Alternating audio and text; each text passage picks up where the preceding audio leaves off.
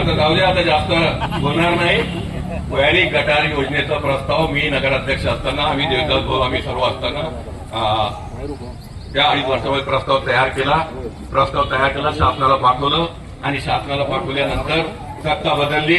5 वर्ष यांची सत्ता राहिली, पण यांना ती योजना मंजूर करता आली नाही. ती मंजूर अजितदादांनी त्या ठिकाणी केली आमच्या प्रयत्नांमुळं. आणि कुणी सांगत असेल काय गटार याचं पाणी आम्ही आणलं, हे गटार आम्ही केले, ही योजना आम्ही आणली. आणि ज्यावेळेस वर्ध्याला आमदार साहेब तुतारीचे नेते ज्यावेळेस बोलले कमी नाईलाज असतो अजितदादाकडे आहे, तेव्हापासून अजितदादाचा त्यांचा संबंध राहिला नव्हता.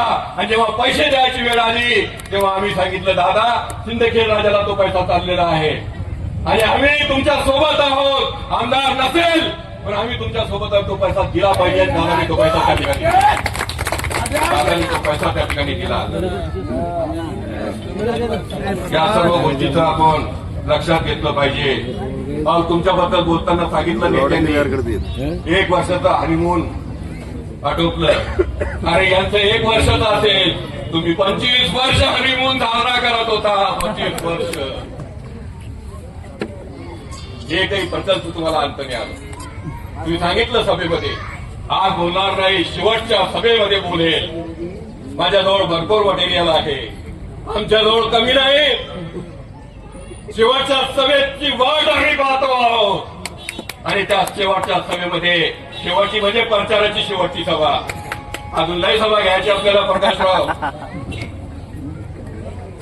या सर्व गोष्टी महत्वाच्या त्या ठिकाणी आपण सर्वांनी लक्षात घेतलं पाहिजे. आणि खऱ्या अर्थानं आम्हा सर्वांना आप अपने पास रखो अपने सूरजों का हिसाब.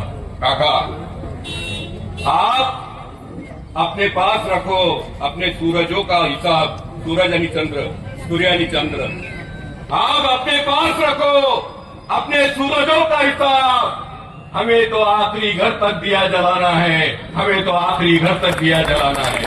ही आमची भूमिका आहे. विकासाच्या बाबतीत आम्हाला या दिशेने त्या ठिकाणी जायचं आहे. या चेहरा बदलायचा असेल, सुशिक्षित बेरोजगारांची कामं जर करायची असेल, त्यांना व्यवसायासाठी जागा द्यायच्या असतील, अतिक्रमणाची नेहमीची ताकदी तलवार राहते, ती तलवार काढून घ्यायची असेल, या सर्व गोष्टी जर करायच्या असेल, सिंदखेड राजाला सुंदर स्वच्छ हरित अशा प्रकारचं शहर करायचं असेल तर राष्ट्रवादी काँग्रेस आणि भाजपच्या हातामध्ये सत्ता त्या ठिकाणी द्या. एवढीच विनंती या प्रसंगाच्या निमित्तानं करतो आणि आदरणीय कल्याण काका आखाडे यानंतर सभेला संबोधित करतील अशी त्यांना विनंती करतो.